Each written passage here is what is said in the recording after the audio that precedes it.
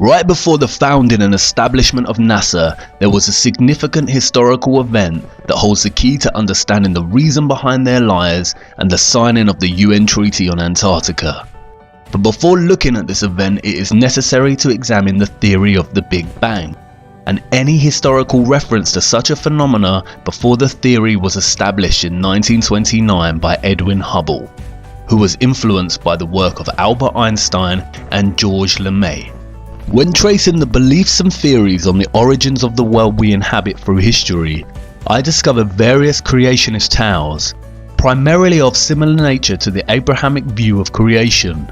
I also encountered various works of philosophers and scientists such as Aristotle, Immanuel Kant, Johannes Kepler and Isaac Newton that proposed a theory of the infinite nature of the universe. There is one text, however, that predates all of these ideas. The Kabbalah, a tradition of Jewish mysticism that can be dated back to 13th century BC, 1,000 years before Aristotle lived. In traditional understanding, it is said to originate from the time of Eden.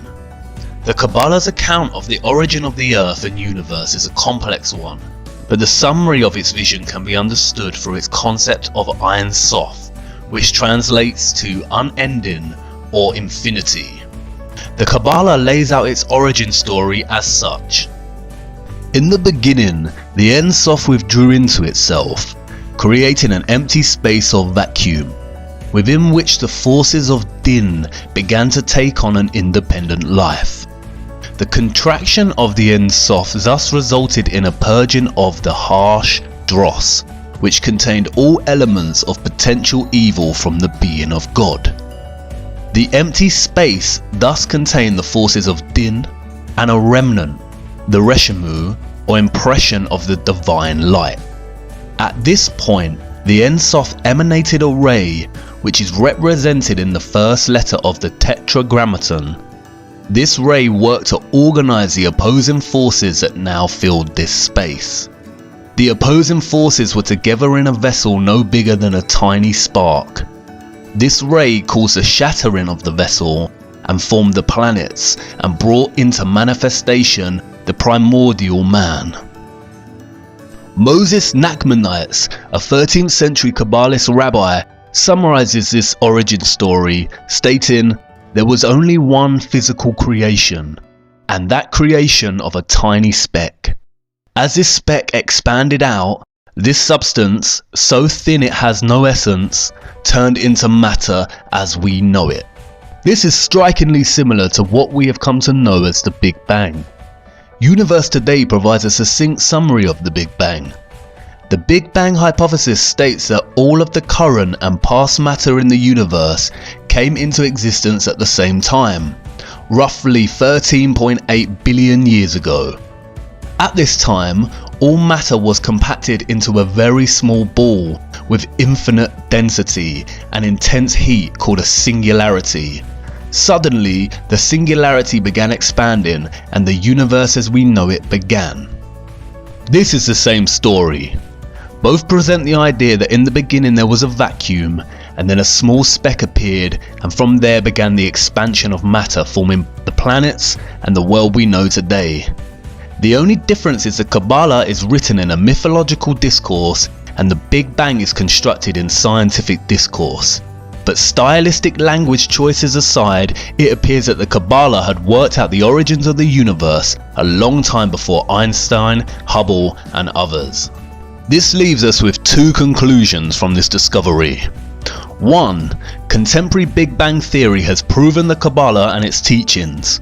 All people who believe in this theory should seek out the Kabbalist rabbi to learn more about what they believe. Or 2. Contemporary Big Bang theory was stolen from the Kabbalah, in which case neither is correct and it is all a big lie. I will return to this origin story shortly, but before I do, it is essential that we look at some of the esoteric teachings of the Kabbalah. Kabbalah in Hebrew means to receive or to orally receive. The secret, esoteric teachings of its mysticism were orally taught, written in codes, numerologies and symbols. Symbolism and numerology are especially important in Kabbalistic mysticism.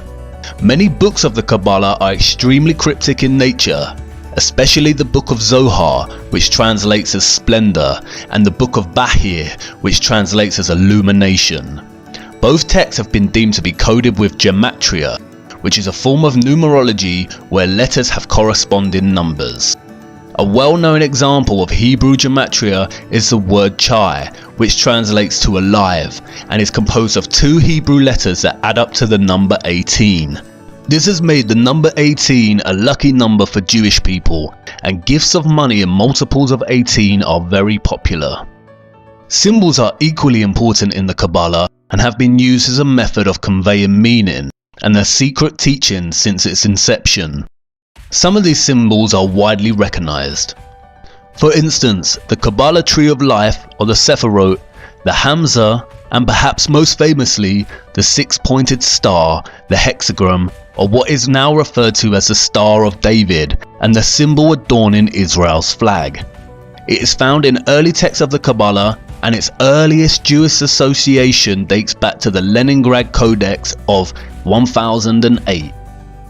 It is this 6-pointed star that I would like to focus on now, for you see, it was not always a symbol of Israel, nor is it exclusive to Judaism. To understand the hidden history of this symbol, we must first journey to the year 1760 as Mayor Amschel Bauer returns to Frankfurt to take over his deceased father's business in moneylending.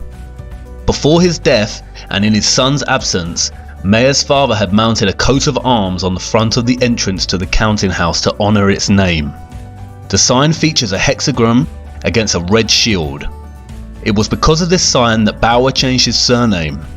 Roth is German for red and Schild is German for sign, so he took the name and became known as Mayor Amschel Rothschild. As Mayer's business began to thrive due to his discovery of loaning money to governments rather than individuals, he enlisted Adam Weishaupt to create the Order of the Illuminati, which was completed and established on May 1st of 1776. Soon after, Weishaupt merged the secret doctrines of the Illuminati with the Continental Order of Freemasons, which was founded in 1717 and largely peaceful until this merge. He then went on to establish the famous Freemason lodges of the Grand Orient to be the Illuminati headquarters. In establishing this order, Weishaupt recruited 2,000 followers, including the most intellectual men in the arts, education, science, finance and industry. They were given the following instructions in order to gain control. Number 1. Use money and sex bribes to obtain control of men in high positions. Number 2. Colleges and universities were to cultivate students possessing exceptional abilities and train them specifically in internationalism. Number 3. All influential people were to be used as agents and placed behind the scenes of all governments as experts and specialists. Number 4. To obtain absolute control of the press. The drive for control and power soon began. Sending literature to Paris to provoke the stirrings of the French Revolution, Adam Weishaupt's courier was struck by lightning, revealing the text contained inside which outlined plans to provoke such a revolution. The Bavarian authorities seized the text and the government published the details of their doctrines in a text titled The Original Writings of the Order and Sect of the Illuminati. Unfortunately, Europe did not heed their warning and the French Revolution took place, which made the Rothschilds a lot of money due to the laws that limited Roman Church taxes. In 1798, John Robinson, one of the leading intellectuals of his time and professor at Edinburgh University, published a book, Proofs of a Conspiracy Against Religions and Governments of Europe, carried on in the secret meetings of Freemasons, Illuminati and secret societies. Again, no one heeded Robinson's warning. In 1812, Mayor Rothschild died and laid out specific laws for the House of Rothschild, which are 1. Only males will enter the business, 2. Intermarry to preserve fortune, and 3. The eldest son of the eldest son is to become the head of the family. After his death, Mayer's children left Frankfurt and established banks in all major European cities. Nathan Rothschild moved to London at 21, where he established a banking house. During the Napoleonic Wars, the 5 Rothschild brothers worked to provide gold to both Wellington's army through Nathan in England and Napoleon's army through Jacob in France, thus establishing a formula they would retain until the present day. Exactly this: fund both sides of each war and become rich in the process and aftermath. The Napoleonic War forced Britain and many other countries in Europe to borrow vast sums from the Rothschild Bank, with interest rates they would never ever be able to pay back. Furthermore, they manipulated the stock market. During the war, speculators would watch the value of Nathan Rothschild's British war bonds in an attempt to guess who would win the war. Shortly after the battle ended, and long before anyone else knew who was the victor, Rothschild began selling bonds. Everyone assumed this meant that Napoleon had won and Europe had lost. Panic selling followed, and when prices crashed, Nathan bought the majority of these bonds. The ownership of such high value bonds meant that the Rothschilds literally owned the Bank of England. From that moment onwards, the interests of the British Crown and the Rothschilds became so entwined that the Rothschilds were given titles of nobility. Nathan famously said, "I cared not what puppet is placed upon the throne of England to rule the empire on which the sun never sets. The man who controls Britain's money supply controls the British Empire, and I control the British money supply." The Rothschilds used their control of the Bank of England to replace the method of shipping gold from country to country, and instead used their European banking network to establish a system of paper debits and credits, the same system we use today. At the end of this period, the Rothschild family controlled half the wealth of the entire world. During the 19th century, the Rothschilds took control over the financial operations of the Catholic Church worldwide and began setting up their banks in the United States. They also began to gain control in other areas of industry. In 1862, the Rothschilds used one of their own, John D. Rockefeller, to form an oil company called Standard Oil, which went on to dominate all competition and was funded to prominence by the Rothschilds. The Rockefellers would go on to lead oil, establish Big Pharma, and own all the major education systems, colleges in the United States. The Rothschilds' power and influence grew through the tentacles of each industry as planned with the establishment of the Illuminati. Towards the end of the 19th century, and before establishing their major dominant banking presence in the United States, the Rothschilds founded the Zionist Congress to promote Zionism, a political movement with the sole aim of moving all Jews into a singular Jewish nation state, and arranged its first meeting in Munich. The meeting was chaired by Theodor Herzl, who later stated in his diary, "It is essential that the sufferings of Jews become worse. This will assist in realization of our plans. I have an excellent idea. I shall induce anti-Semites to liquidate Jewish wealth. The anti-Semites will assist us thereby in that they will strengthen the persecution and oppression of Jews. The anti-Semites shall be our best friends." The youngest son of Jacob Rothschild also visited Palestine during this time and supplied funding to establish the first Jewish colonies there. The Rothschild plan to establish Israel and its own Rothschild-owned country was underway, but it would not be until many years later that that plan came to fruition. Notice the hexagram on the flags at the Zionist Congress. In 1910, plans were underway in the United States to set up the Rothschild centrally owned bank, the Federal Reserve. The plans for a United States central bank were met with strong opposition from some of the wealthiest figures of the time. The 3 most important and powerful opponents were Benjamin Guggenheim, Isidor Straus, the head of Macy's department stores, and John Jacob Astor, one of the wealthiest men in the world and good friend of genius inventor Nikola Tesla. Their total wealth at that time was $500 million. By today's standards, that would amount to nearly $11 billion. The opposition did not last long, however. Conveniently for the Rothschilds, all 3 powerful opponents died aboard the Titanic when it sunk in 1912. Coincidentally, it was the Illuminati puppet J.P. Morgan who funded and built the Titanic, and who was also extremely keen to establish the Federal Reserve. He cancelled his ticket on the Titanic at the last minute. Congressman Charles Lindbergh said the following after the Federal Reserve Act was passed in 1913.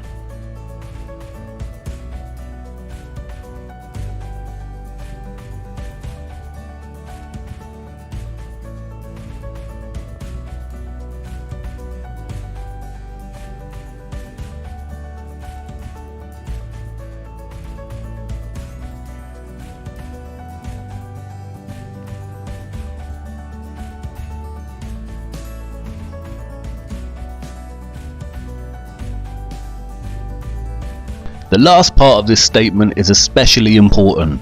From now on, depressions will be scientifically created.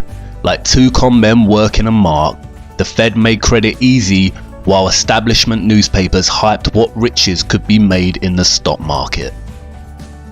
Federal Reserve meant that the dollar could now be printed outside of the government's control. It would be used to drive economic war and depressions, and was the perfect machine for eternal debt. Abraham Lincoln fought against the establishment of this method and began printing his own debt-free money, what was termed greenbacks, during the American Civil War. Similarly, JFK signed an executive order which returned the US government the power to issue currency, bypassing the Rothschilds' own Federal Reserve. What do both of these presidents have in common? They wanted to print dollars for the American people against the wishes of the Rothschild system, and both were assassinated. During World War I, we see the same Rothschild war formula play out. The German Rothschild loaned money to the German government, the British Rothschild loaned money to the British government, and the French Rothschild loaned money to the French government. During the war, and while Britain is considering Germany's offer of armistice, Louis Brandeis, the elected leader of the Executive Committee for Zionist Affairs, sends a Zionist delegate from America to Britain, with the promise to bring America on the side of the British, provided the British agree to give the land of Palestine to the Rothschilds. The Rothschilds had interest in the Far East, and having their own governed state meant that they could own their own military, which they could use on any aggressor who stood in the way of those interests. In light of this, the British Foreign Secretary, Arthur James Balfour, drafted a letter which became known as the Balfour Declaration, to none other than dear Lord Rothschild. It states that the British government would do all it can to help establish Palestine a national home for the Jewish people. In 1919, the Paris Peace Conference was held to discuss reparations that the Germans needed to pay to the victors of the war. The host of the conference was Baron Edmund de Rothschild. A delegation of 117 Zionists headed up by Bernard Baruch brought up the subject of Palestine. The Germans felt betrayed as the nation had always had good relations towards Jews. The conference was also used by the Rothschilds to float the idea of setting up a world government called the League of Nations. Bernard Baruch then went on to found the Council on Foreign Relations in the US. The first objective of the Council on Foreign Relations was to gain control of the press. This task was given to none other than John D. Rockefeller, who set up many national magazines such as Life and Time magazine. With the Rothschilds' power presence now firmly established in the US, they soon began preparations for World War II. At the same time, Adolf Hitler, the Chancellor of Germany, was driving Jews out of governmental positions. A Rothschild puppet, Samuel Untermyer, the head of American delegation and blackmailer of President Roosevelt, called for all Americans to destroy German-made products, and thus began a large propaganda campaign. Once the effects of this boycott began to be felt in Germany, the Germans, who had demonstrated no violence towards the Jews up to this point, simply began boycotting Jewish stores in the same way the Jews had done to stores selling German products in America. This is the same year that President Roosevelt ordered the Illuminati eye to be placed upon all new dollar bills, along with the Latin phrase Novus Ordo Seclorum, which means a new order of the ages. 1 year later, Swiss banking secrecy laws were reformed, and it became an imprisonable offence for any bank employee to violate bank secrecy. This is all in preparation to cover the trace of the Rothschilds as they fund both sides of the war. You see, the Rothschild-controlled US company IG Farben would go on to arm Germany in the war and produce Zyklon B, the lethal gas used in the concentration camps. The Rothschilds also financed American IBM, which provided the supply machines to the Nazis to produce the punch cards to help organize and manage initial identification and expulsion of Jews, the confiscation of their property, and their eventual extermination. Interestingly, during this time, Prescott Bush, the father of President George Herbert Walker Bush, had his company seized under the Trade-in with the Enemy Act. He was funding Hitler from America while American soldiers were fighting against the Germans. The Rothschilds' connection to Hitler may be more understated than initially realized. As Hans-Jürgen Kohler's Inside the Gestapo states, Adolf Hitler's grandmother Maria was a servant at the Rothschild mansion. You see, the war was very choreographed and had nothing but the Rothschilds' interests in mind. As Zionist Isaac Greenbaum in a speech to the Zionist Executive Council put so succinctly, "One cow in Palestine is worth more than all the Jews in Poland." This piece of propaganda was to scare Jewish survivors into believing their only place of safety was Israel. At the end of the war, in 1945, the Rothschilds not only profited significantly financially, but their vision of a League of Nations came to fruition with the establishment of the United Nations. British had stated that there would be no more immigration of Jews to Palestine in order to protect the Palestinians, but after the Second World War, the British transferred control of Palestine to the United Nations. The United Nations divided Palestine into two states, one Zionist and one Arab, with Jerusalem to remain as an international zone to be shared by all religious faiths. In the years that followed, the Israelis launched a series of military assaults on the Arab Palestinians, causing a mass exodus. The Israeli secret intelligence agency, the Mossad, was formed. Its motto is, "By way of deception, thou shalt do war." In 1948, the Rothschild bribed President Harry S. Truman with $2 million, which they gave him on his campaign trail, to recognize Israel as a sovereign state. The flag of Israel was soon revealed, which is none other than a blue version of the Rothschild red hexagram. And this is where the story just begins. Follow me to part 6 so we can take a look at the true meaning of this 6-sided star.